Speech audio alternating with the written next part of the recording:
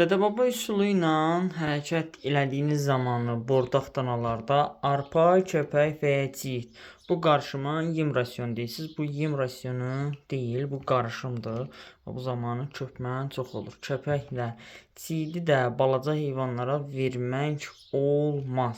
Ən azından 250 300 kiloqramlıq heyvanlarda çiyidi qatmaq olar. Amma belə vaxtda olmaz, balaca heyvanlarda olmaz. Rasion nədir? Rasion arpa, kəpək, çiyid, duz, mərmər tozu və premiksin cəmində 100%-nin birləşməsində biz buna rasion deyirik və həzmli isə 88% olmalıdır.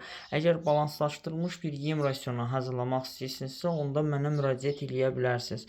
Özüm zootexnikam, xüsusi yemlənməyə olan cavabdeh şəxsəm. 050 891 35 35 nömrəsindən əlaqə saxlaya bilərsiniz.